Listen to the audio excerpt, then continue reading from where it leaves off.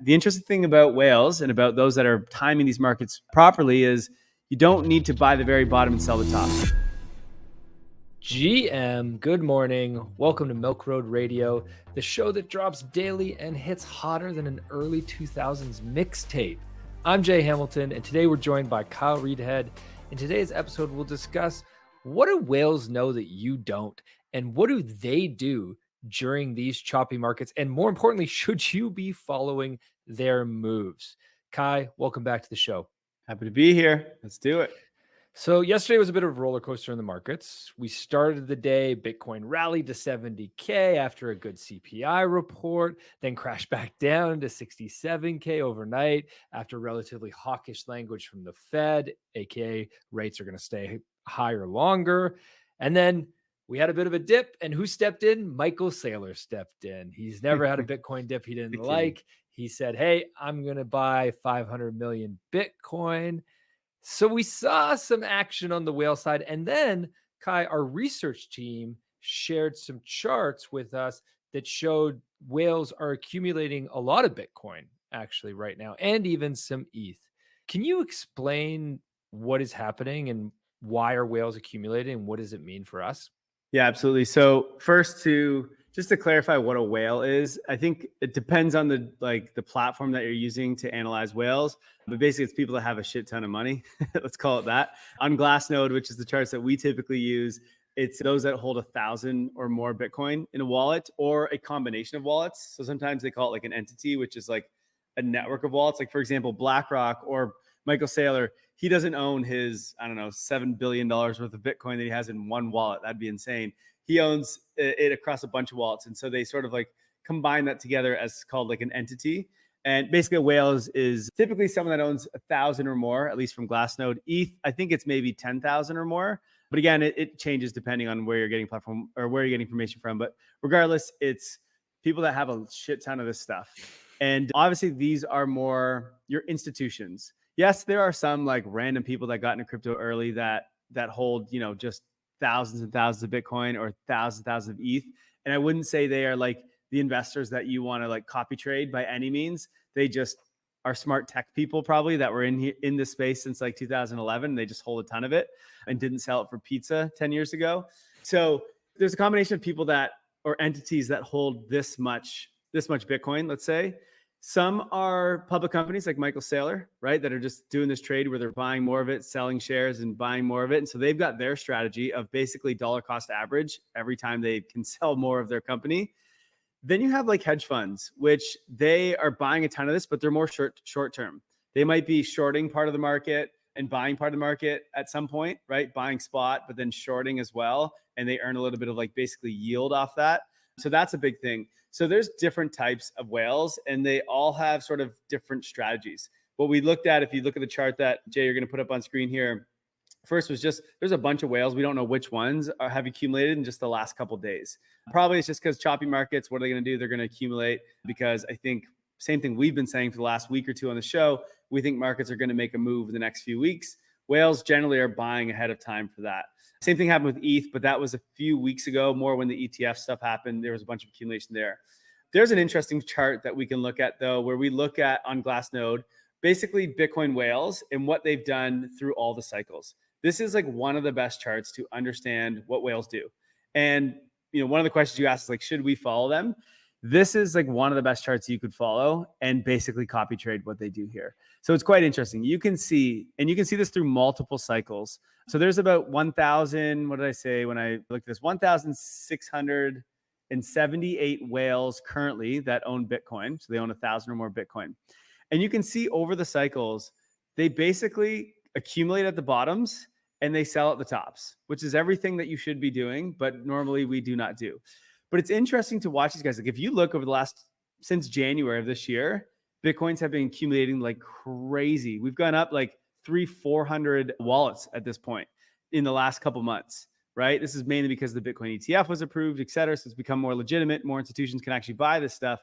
But every time in the past that you've seen whales start to accumulate and more whales coming in, buying up Bitcoin, it's generally followed by big price movements, right? So we can go all the way back to 2014, the first like real cycle where some institutions were involved. And you can see before it topped out and started to come down, they started selling, but they were accumulating that entire cycle before that, 2012, 2013, right? Then again, they stopped accumulating as we went into the bear market. And then at the very bottom of that bear market and a little bit before, they don't time it perfectly, they started accumulating. As they were like, okay, the market's really starting to heat up. You can see they accumulate like crazy and then they get out. They don't get out at the top every time though. They sort of like start to sell before. And it's because they can. The interesting thing about whales and about those that are timing these markets properly is you don't need to buy the very bottom and sell the top. As long as you buy in conviction early on, whether it's in the bear market or early bull market, it's okay to take profits even now at this stage of the bull market, right? Like you don't have to wait for the Pico top and try to time it because you're already up so much, right? And that's what you can see if you look at the historical performance of whales is they're just selling and selling as the prices are going up. Now, right now they are buying at large. And so this is not a time you want to be selling. If whales are not selling, you almost never want to be selling at this point. It is a time to just, you see whales buying, you should probably be buying too because they know something.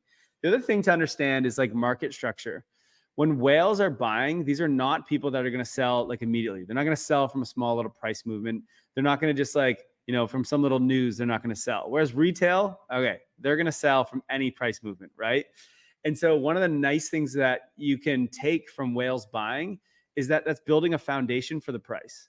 If they're buying right now and price is kind of chopping and they're continuously buying, it means they're holding the price at a certain level and it's not likely to go much lower than that. So your risk reward gets improved because all of the paper hands, let's call it, the retail people, they're selling their coin. They're selling their coins to these whales, and the whales are just accumulating. That's what's happening right now. And so what that means is we're almost creating like a trampoline where once retail comes in, the price is just going to rocket. And then you'll start to see the whales start selling. They use retail as exit liquidity. That's just how markets work. And so this chart on Glassnode that we have up on the screen is such a great chart to look at to understand where we're at, somewhat where we're at in cycles, but also like when you should be buying, when you shouldn't. Right now, they are buying over the last couple of days. They have been buying like crazy this week. So I don't know why they're buying. I'm not a whale myself, but I imagine it's because they listen to Milk Road. And we've been saying that we're very bullish right now. Although they're buying BTC, and we also have said that BTC is not in our portfolio right now.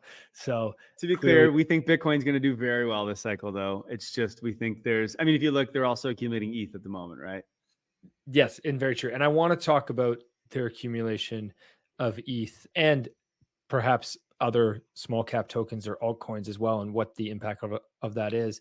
But before we do that, what's the risk of following whales? And particularly if you're only looking at one chart. I think it's easy to say, okay, just follow one chart. That's all I need to do. But what's the risk on that? Yeah, you guys might have seen on Twitter, it was making its ways around earlier this week of like, I think we're at record shorts on Bitcoin right now. And it's like massive amounts. And so it's institutions that are doing that. And so if you look at that chart, you'd be like, oh, institutions are short Bitcoin. I guess I should sell Bitcoin or I should short Bitcoin. But that's not actually the case. What's happening is institutions are buying spot Bitcoin and then shorting the futures Bitcoin. And that is at record levels. And they are doing that because now they win. If Bitcoin goes up, they win. If Bitcoin goes down, they win. And so they don't get all the gains. They get some gains by hedging their bet, basically. So it's important not to just like look at one chart and follow. Although this chart of whales accumulating that we had up earlier, that one is much better. But when you're looking at things of like people shorting, et cetera, not so great. The other thing I would say you could look at is, and this isn't necessarily a chart, but if you look at what's happening in the news right now, how many public companies are just dollar cost averaging into Bitcoin? Is there any more bullish signal than you need than that? I mean, you've got Michael Saylor, who just took out $500 million, or he's selling $500 million worth of shares to buy Bitcoin. And he basically does this every month. I think last week we had a Canadian company, DeFi Technologies, announced that they're doing the same. There's Similar Technologies or whatever that company's called. It's like a healthcare company. They're DCAing Bitcoin with their treasury. You've got a company in Japan, MetaPlanet or whatever, doing the same thing. Like, it's crazy how much institutions right now are starting to buy this stuff. And so, yeah, you don't want to look at just one chart. You want to make sure you understand the whole dynamic of what whales are doing. And more we're seeing whales just accumulate the hell out of this stuff right now. So, and this is true also, this is true in Bitcoin because Bitcoin has a lot of liquidity. So they can buy this stuff at large, and also has the ETFs now. And so banks and big companies can do this. The rest of the industry doesn't really get this, except for ETH is about to get this. And that's what makes me so bullish on ETH right now, is that whenever these ETFs get approved, you'll start to have big companies do the same thing. They didn't do this before because one, you didn't have the avenue of ETFs to do this.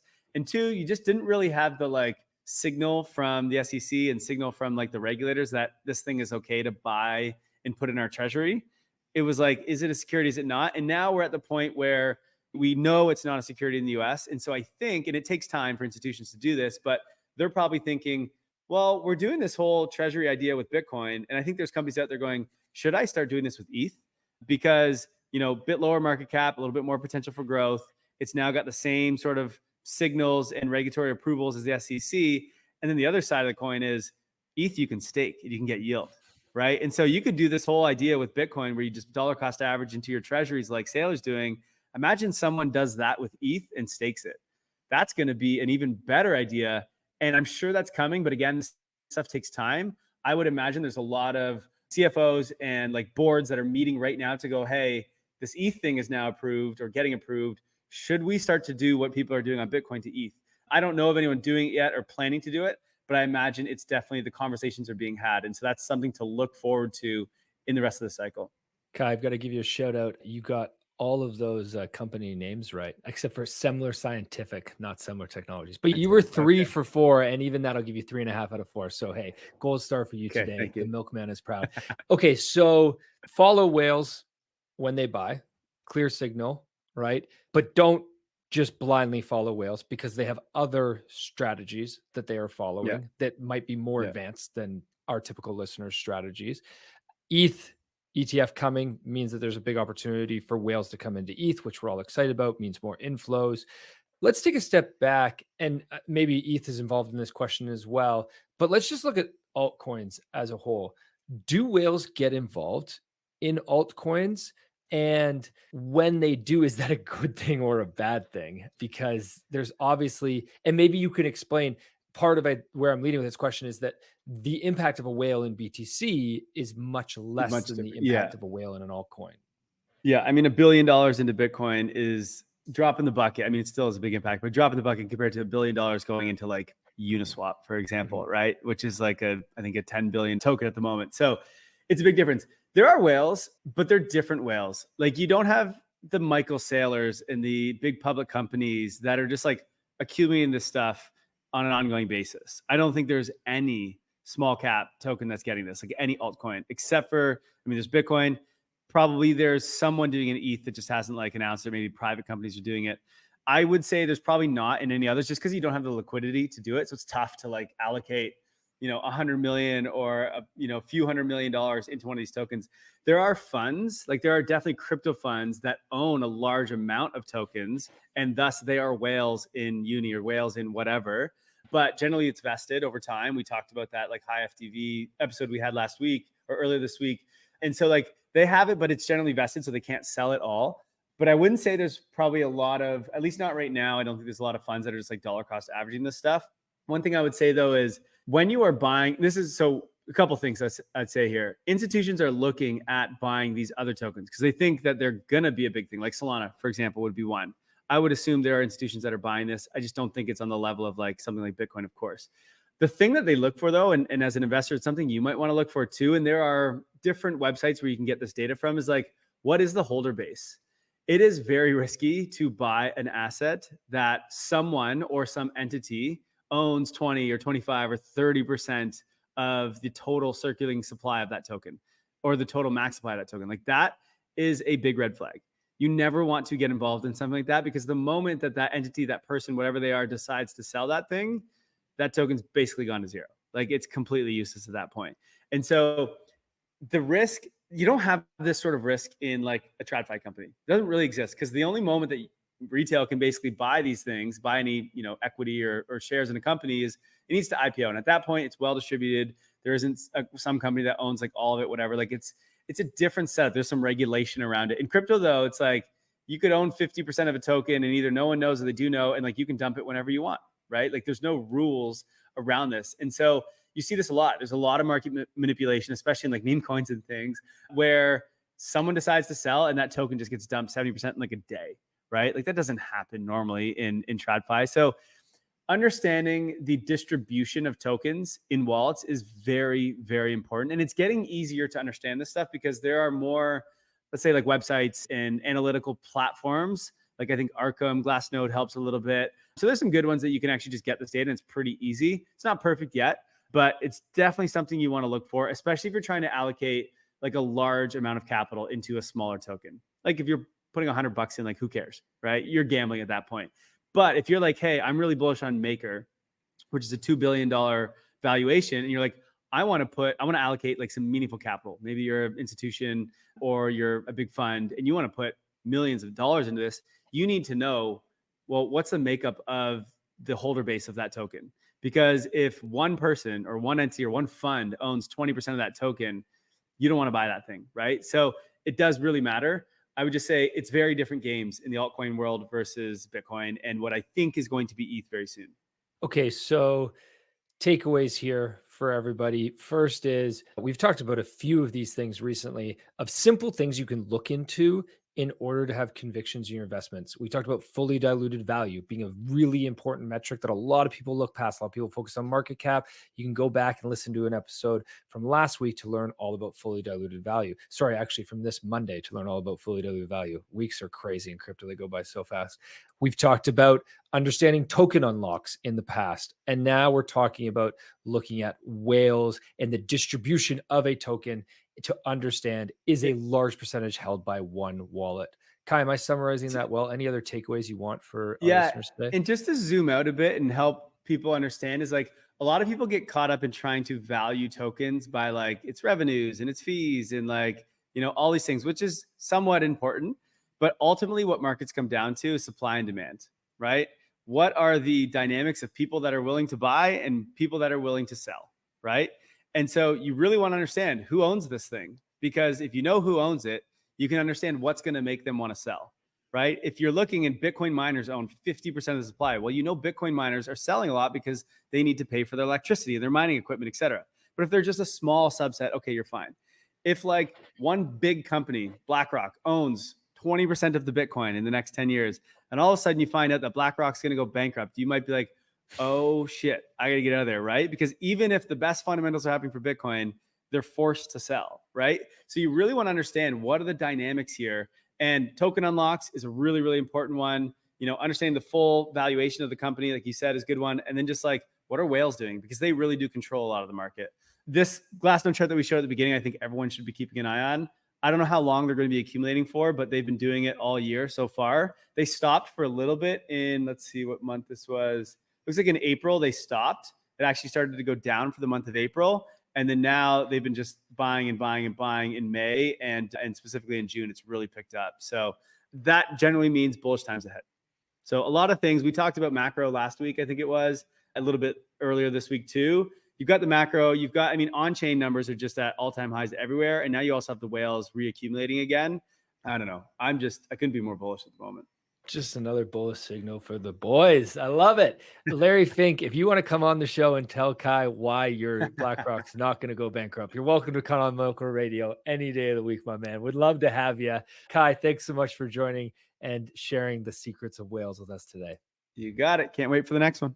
In case you missed it, here's what else happened in news today. Michael Egorov, Curve's founder, got liquidated and lost $40 million. Ouch. Now, for most of us, this would be the worst day of our lives. But for Michael, this is just a drop in the bucket. The 37-year-old crypto founder owns 2 mansions in Australia worth $40 million. So here's what happened. Michael had taken out a loan of $95 million in stable coins. I'm not sure why he needed a $95 million loan, but he took out this loan, $95 million in stable coins. In order to secure this loan, he used his CRV, his Curve tokens, 141 million worth of them to be exact, as collateral across 5 different accounts and 5 different protocols. Now, the liquidation of this loan was getting dangerously close as a result of the price of Curve. And the market got spooked. Curve was dropping slightly. The market got spooked. And a lot of people sold off Curve because they didn't know what would happen if Michael's large position for 141 million of Curve got liquidated. And so Curve dropped about 30%. And that caused a liquidation event, and Michael got liquidated for all of his loans. Now, since then, few things have happened. One, he has said that he is planning to pay back all of his liquidations and cover it all, as opposed to just get liquidated, lose the money, and be okay with it. Others have said that maybe, hey, he shouldn't have bought the mansions. He should have just stuck with being a founder and not trying to bankroll his lifestyle. And the final take, which is probably my favorite take, is that founders should learn from Michael because Michael has such a large percentage of the Curve token. He can't just go sell that because that will put too much sell pressure on the Curve token and will tank the price, which would screw over him, but also screw over his community. So he's not going to do that. So how does he get money? Well, he goes and he takes out this large loan and he uses the Curve token as collateral for the loan. But here's the trick that people are wondering and speculating. Is this what Michael actually did? Is what he did is, if he gets liquidated, he could just choose not to pay back the loan. He would keep his stable coins. He's going to lose his $141 million worth of Curve, but he gets to keep $100 million worth of stable coins. And sure, $40 million loss. Okay, that sucks for most of us, but for guys wealthy as him, maybe he just would rather have the cash and be able to go invest it in other things. You never know. And this is why you always need to check the distribution of a altcoin or a small cap token that you are invested in. And remember, basically every coin is an altcoin other than Bitcoin and maybe ETH. But these are all still small cap and they can move very fast, especially if one person holds a large percentage of the supply. So make sure you do your own research before buying anything like Curve. And to Michael and your mansions, I hope you enjoy your 100 million or your $40 million loss. That's all for today. Thanks for listening, and folks, have a good one. Thank you for listening to Milk Road Radio, the easiest path to get smarter about crypto. If you like this episode, share it and hit subscribe or follow so you don't miss out on the next one. There's also a link in the description to our free 5-minute daily newsletter where we simplify crypto for you while making you laugh. And if you're willing to step up your crypto investing game, then we'll leave a link to Milk Road Pro as well, your #1 resource to help you invest successfully in crypto. One final note, this podcast is for educational purposes only. Nothing we say is financial advice. Crypto is risky, so you should never invest more than you're willing to lose. Thank you, friends, and we'll see you in the next one.